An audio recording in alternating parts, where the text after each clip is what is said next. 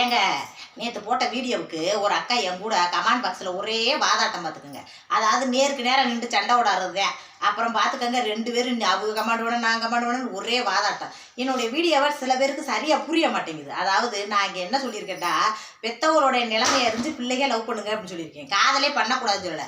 இப்போ நான் இப்படி கல்யாணம் முடிஞ்சு 3 பிள்ளை இருக்குது. நல்ல ஒரு கணவர் இருக்கார். இருந்தாலும் எனக்கு ஒருத்தரை பிடிச்சி போயிடுது.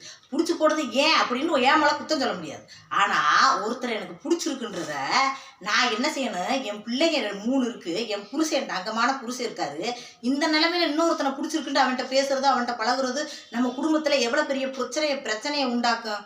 அந்த ஆசை நம்மளோட மட்டும் போயிடாது, நம்ம குடும்பத்தில் இருக்கிறவங்களுக்கு பிரச்சனையை உண்டாக்கும். அப்படின்ற எண்ணத்தை உண்டாக்கிக்கிட்டோம்னா அந்த பேச்சு வழக்க நம்ம நிப்பாட்டிக்கிட்டு நம்ம குடும்பத்தை பார்ப்போம். அதுக்கான அறிவுத்திறன் வளர்ந்துருக்கு.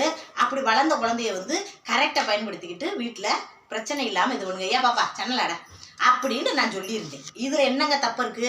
காதல் பண்ணக்கூடாது, சாதி மதம் பார்க்குறீங்க, சாதி மதம் பார்த்துட்டேன் காதல் பண்ணணும் இப்படியா பேசியிருந்தேன்.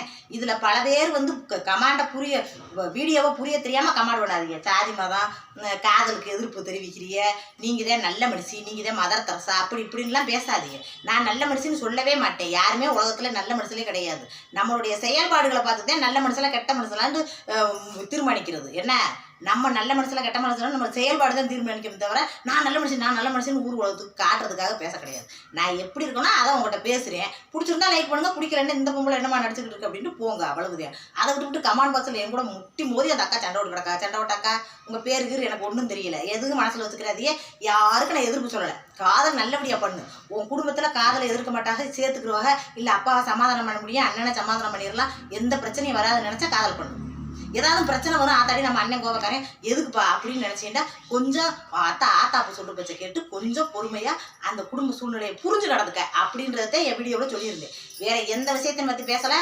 சும்மா தேவையில்லாத கமெண்ட்டுகளை பண்ணாதீங்க சரிங்க. நான் பாட்டுக்கு இருந்தவளை உங்களுக்கு அவரை தெரியுமா இவரை தெரியுமா நீங்கள் தான் எடுத்து விட்டீங்க.